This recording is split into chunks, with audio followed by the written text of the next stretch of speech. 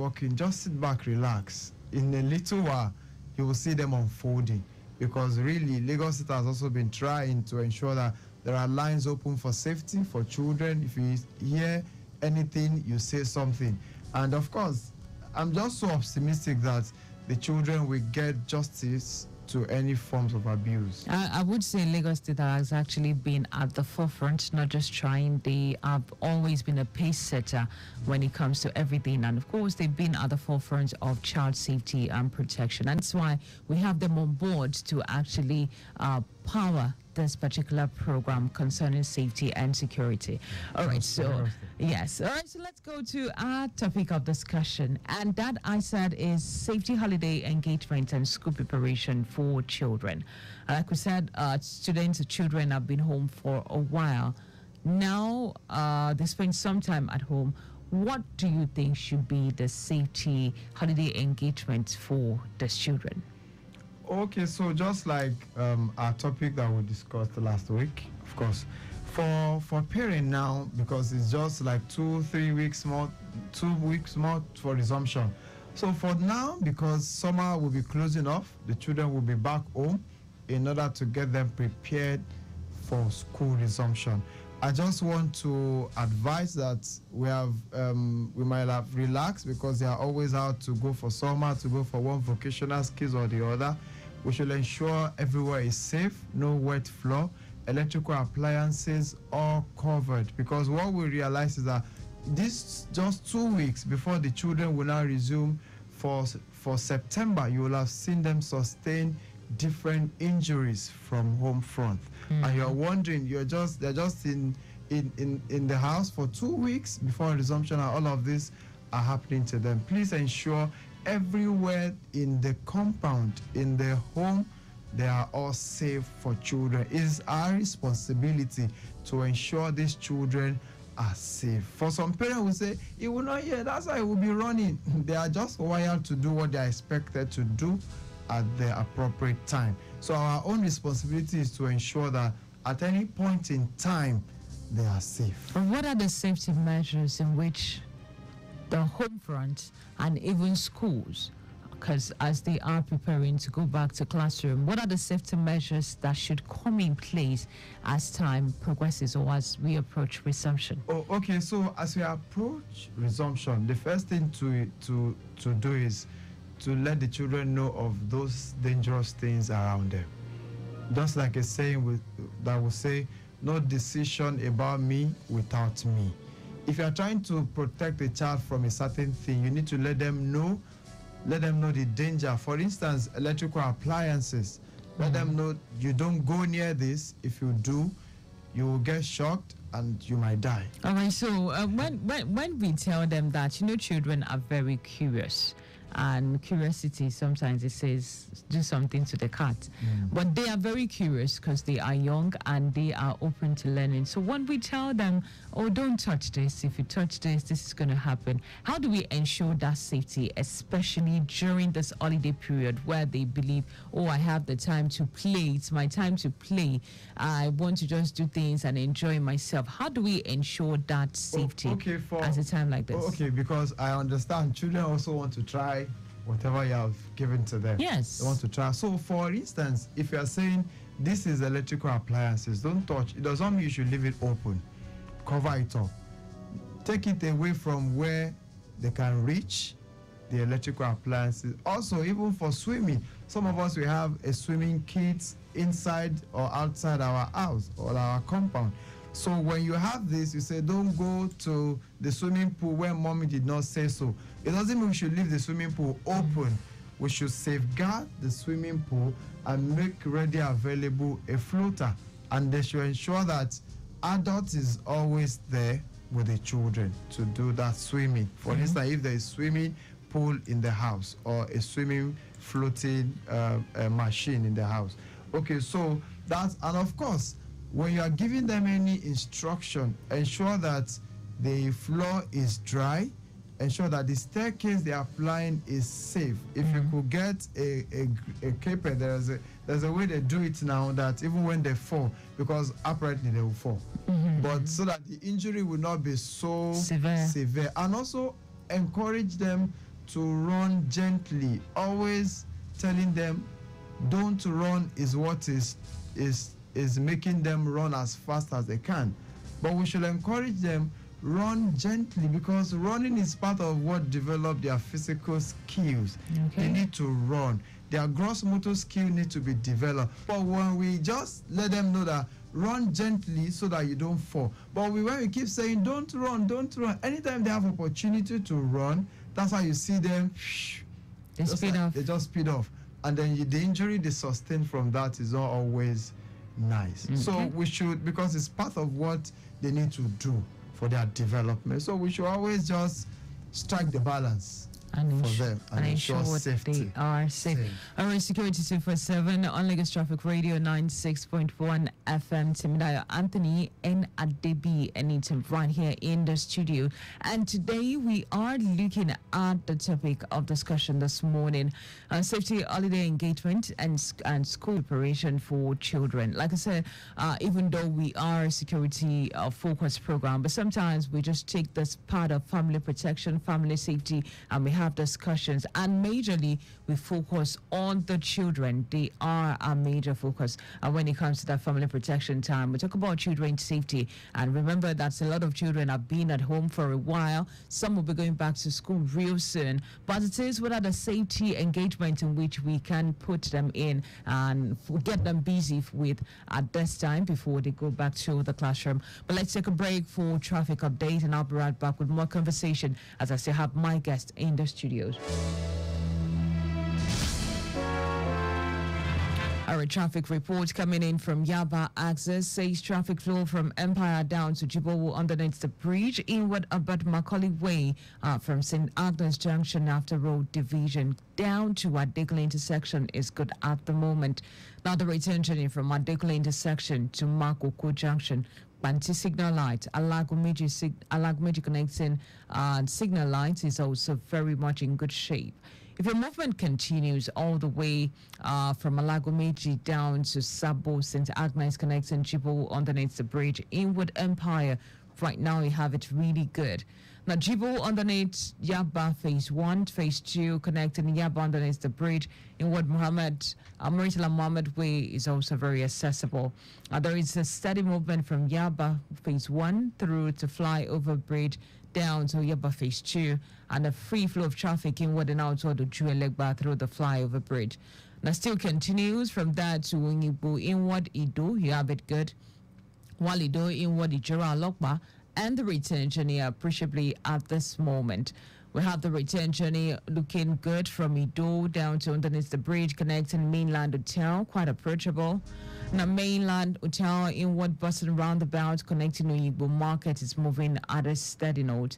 Going all the way to Kano by Jeba Aquina Cemetery are all good. I think this axis generally is a good movement. At this time, we have no report or no impediment cited around that axis.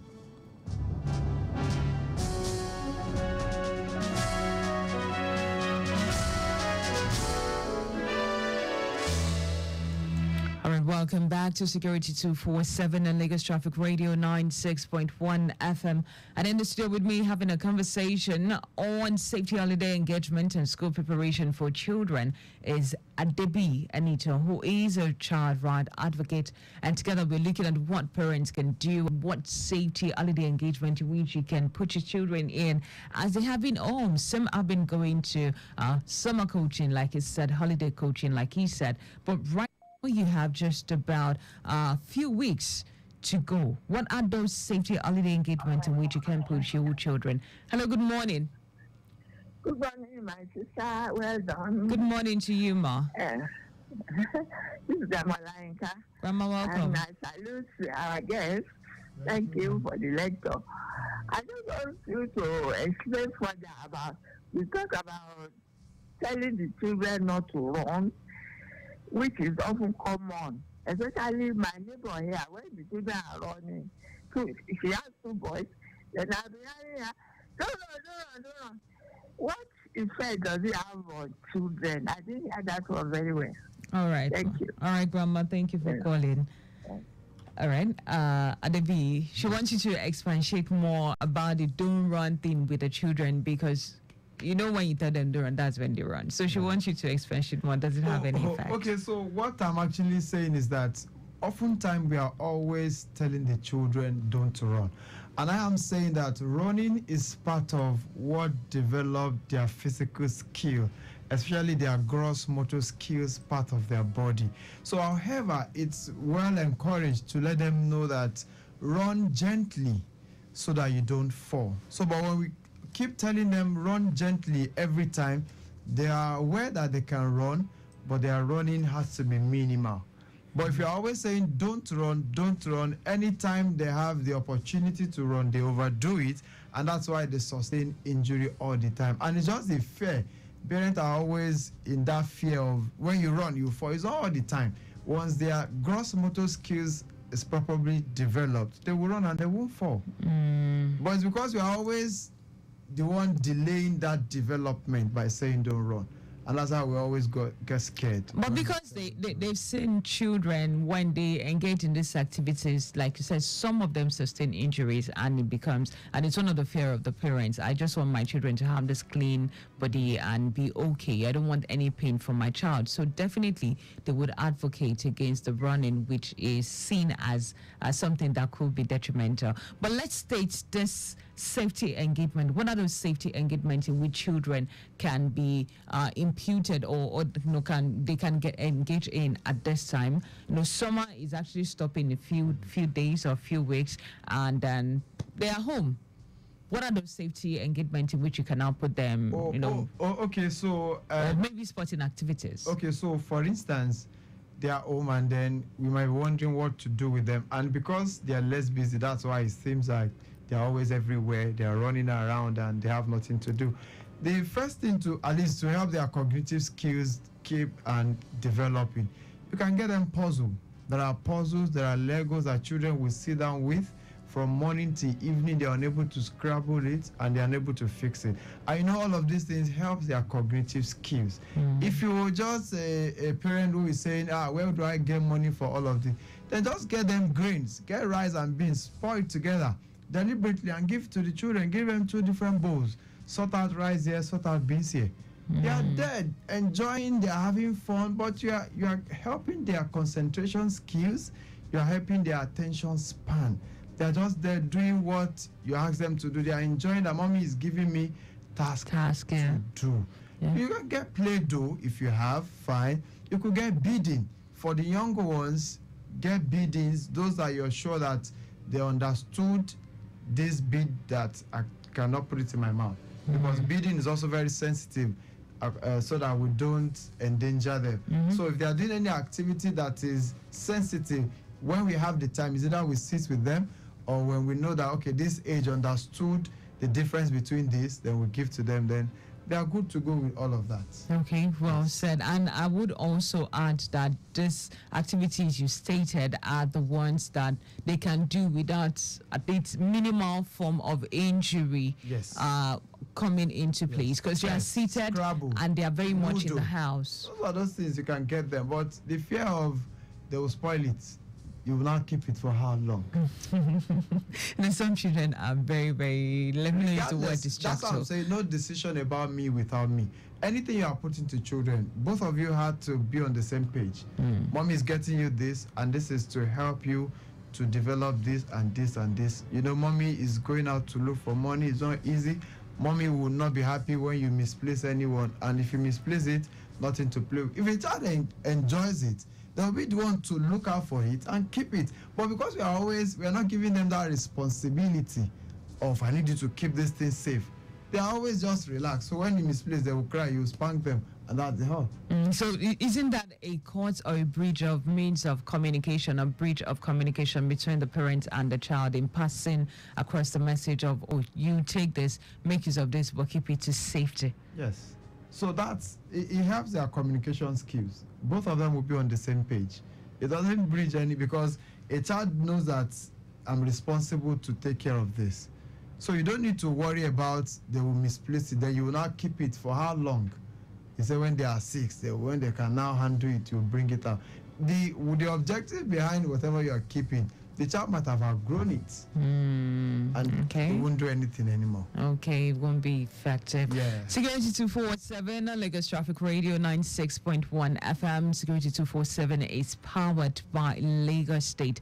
And this morning, we're having a conversation about safety holiday engagement / school preparation for children, as they will certainly soon be resuming. You can actually call in, let's know the safety engagement in which your child has been involved in the past few weeks, or the ones you plan for them ahead of maybe the 1-2 weeks they would be staying at home before school fully resumed. Of course, the number for you to join our conversation this morning is 09153877127. Again, 09153877127 is the number for you to join our conversation. Let's just have this conversation and discussion about safety holiday engagement regarding children. Like we do say, that is a very vulnerable set of people that can help themselves, but then they need their own time of relaxation and their own in between getting engaged, getting mentally sharpened by what they do, and parents actually ensuring their safety, or parent also teaching these children about what they need to do to stay safe as time progresses. Anything to add? Yes, so in searching for school, actually, this time we should be sensitive to children's safety. Right, there's something we call transiting from home to school. Okay. You don't just take a child to wherever you're registering the child for the first time. It doesn't work like that. You'll have gradually transit the child, take the child to school, let the child know this is your new school, because the child might just get to the gate and start crying. Okay. They might just not comfortable in that environment. And if you are aware of safety consciousness, you ask questions. What happened? Why is it like that? But if you have gradually transit the child knows, maybe he has written their test, the child is familiar with the environment. When school resumes, the child will resume happily. And that's why we have lots of cries on first day of resumption, because parents are not transiting children properly. And of course, you need to know their safety measures in the school. Ask of their fire extinguisher, where they can run to when there is danger. How did they put this thing in place? How is their playground like? What safety measure? All parents just want to know is give me the school bill. But that's some parents. Let's not. Okay. Let's put it to some parents. Because they're saying this economy is hard. I must just see what they can offer.